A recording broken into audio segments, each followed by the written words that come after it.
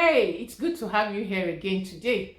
And if this is the first time you're coming, you're welcome. I'm so delighted that you've come. We've been talking about how to say no while we say no. And today, we're looking at some other ways to say no. I'm not doing the discussion alone. This empty seat is going to be filled by somebody who is here to help me carry this discussion forward. Have a good time. If you've been with me on this channel for a while, or if you know me personally, he doesn't need any introduction. But if you don't fit into any of those two boxes, he's the one I call husband man. He's my husband, Emmanuel Ishet. Yeah, Do you say no? I sure do. Of course you do. At least I know you say no to me. Okay, that's easy. Easy. Why is that easy? Well, the closer the person, the easier it is to handle things that pertain to that person. Handle things that pertain to that person or to say no to that person. Yeah, the closer the person, the easier it is to say no if you need to. Yeah, I agree. I know. I think I get I get the no from you more easily than you say it to other people. Is that so? You're Yes. telling me. I know now. I'm the one at the receiving end of it. So I know. Okay. Okay, now let's talk about why you say no. Why do you say no when you say no? Well, when I have a request, I need to consider it and see if it's something I can handle. If it's a request I can grant, or I could say yes or no or not now. What are the reasons why you may say no? When you have considered the request, what are the reasons why you may say no? Well, I'll say no if I don't have the resources to meet the request. Resources like, It could be finance, okay, money, time, yeah, energy, true. skill. Oh, that's true. After all, you can do a lot of things. I always say you can do a whole lot of things, but I know you can't do everything. So yes, you may not have the skills. So, when that happens, the best thing to do, the honorable thing to do, is to say, I'm sorry, I can't meet this request at this time. Yeah? And that's just a polite way of saying no. Yeah. You said honorable thing. Mm-hmm. Why do you say honorable thing? Well, honorable. It's honorable that's honest in terms of being honest. Okay. Yeah. Alright. Honorable in terms of honesty. Okay, so we should be honest about things we can do and things we can't do. Sure. Because when you say yes to things that you can't do, then you end up disappointing the person. Yep. Or you don't do it well.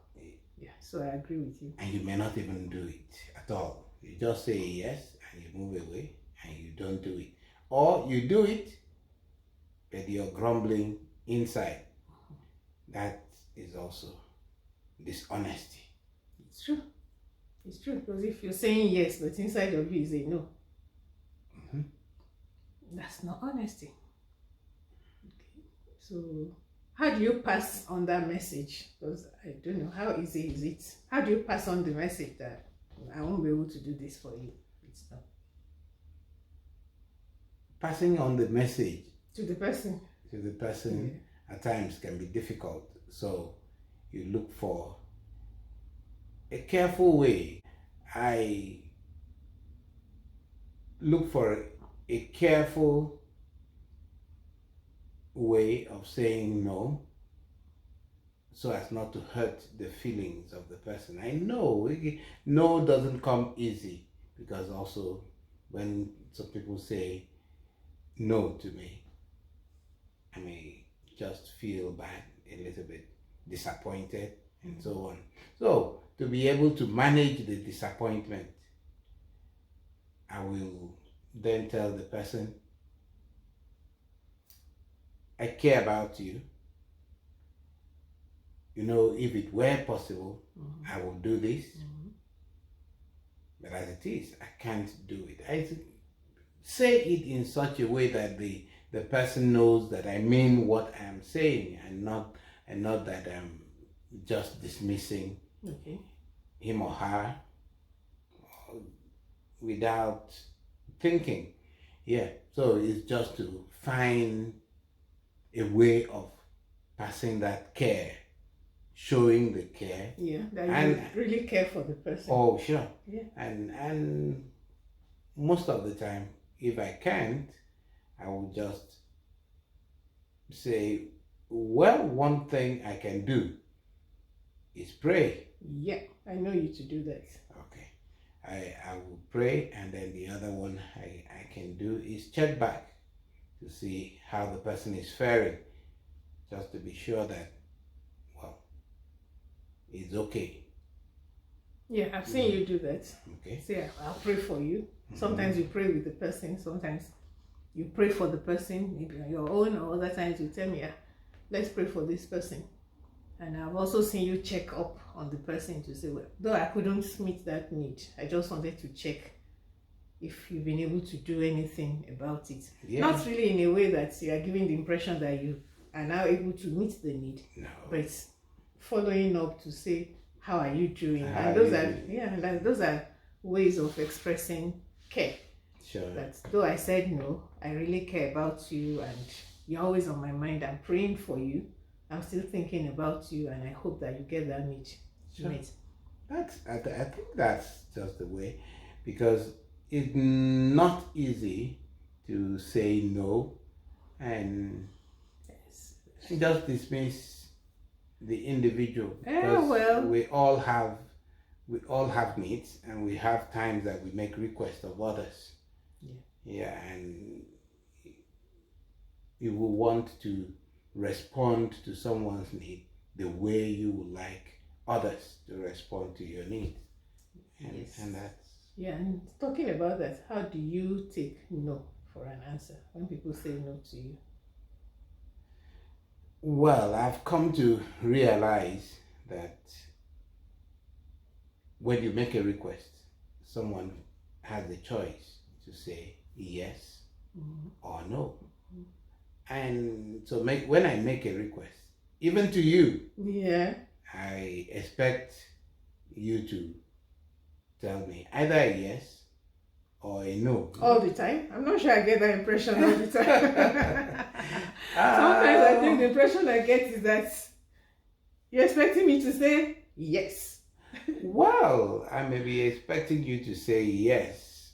But, you know, like I've said, you may not at a particular point in time be able to say yes. That's true. Anyway, I know I feel that freedom. Yeah. I feel that freedom when you ask, and it's easy for me to say no when I can't do something you've asked me to do for you. Not just because it's you, but because I know that you would take no if I say it, at least most of the time. Okay. Yes, most of the time. Yeah, so it's when I make a request, I expect a no or a yes. And if no comes, I may just know the person can't do it. Yes, I know the person can't do it. I may be disappointed. Sure, we're here. But yeah, that disappointment, I know that we all have limitations as humans. That's true. It's only God. So, I mean, no human being is unlimited in resources and all that, and capacity and whatever it takes to say yes. And so... Yeah, so it's good to consider that when we're asking people to do things for us, making requests of people, that this person is just a human being. Yeah, Certainly. and may not be able to meet this need. That's very important. And if you have that at the back of your mind, you will be able to manage your expectations and manage how you feel. Yeah, I thereafter. think your expectations of yourself in terms of saying yes when people make requests of you. Okay. And Yeah. also your expectation of people, others. When They say, when you ask them to do things for you, you are willing to take no. And I think that also helps one in being able to say no too. Say, I'm not good, I can't do everything. And they're not good. They can't meet all my needs. Certainly. Guess what?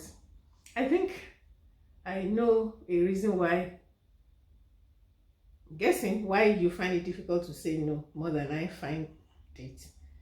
I think looking at the thing about love languages, your own love language is acts of service. Okay. So you say. I say. Okay, so they say. Is that not what you found out when you did the profiling? So as someone whose love language is acts of service, you're always good at doing things for people, and you want to do things for people, including me. But you want to help people, and it becomes very difficult for you when you find that you're unable to help. And so I'm reluctant to say no. You're reluctant to say no. But yeah, you have been getting better at saying no with the years. Okay. You are the judge. Oh. That's not to say I'm saying you should be saying more no to me. Anyway, but yeah, that's it. It's very important to know your limits, and when something is beyond you to do, to say it clearly that, oh, I'm so sorry, I won't be able to do this time. And just as he said, pray for the person. If you're a praying person like us, say, I'll pray for you. And make sure you go on ahead to pray for that person. Sure. Or even pray with the person then, and go on to continue praying for the person. And checking back makes one feel cared for. If you tell me you can't do something for me, and you call me later to say, or you ask me later, have you had that thing done? I feel you really care. And that's how others would feel too. So praying, checking back, and when you say no, make sure you say no, and in a clear way. And when somebody says no to you, be gracious in receiving that no. When you're asking people for things, leave room for them to say no. Yeah. When I'm asking you for things, do I leave room for you to say no? Scorecard. Yeah, you do. Yeah.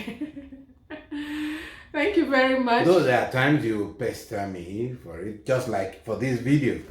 Yes. I will say no, I know, and you won't want to take it. You have to say it loud and clear. Yes. Yes, your no was not clear. You didn't say a clear no. You kept saying, maybe I will do it. Maybe I will do it. So you didn't say your no very clearly. It was ambiguous. All right. Now so you should be saying your no in ambiguous. Now you've got it. Yes, I got the yes. Thank you very much for saying yes to doing this video with me. Okay. And thank you for joining me today. And I hope you found this an interesting session and you had something to learn from here. If you've liked today's video, don't forget, show some love, click like. And if you haven't subscribed, this is another very good time to subscribe. Share this video generously with your connections, and please drop your comments on how you say no. And all that's left for us to say is thank you. Bye. That's a very weak bye. Bye. Okay, bye-bye, and see you in my next video or in our next video. Till then.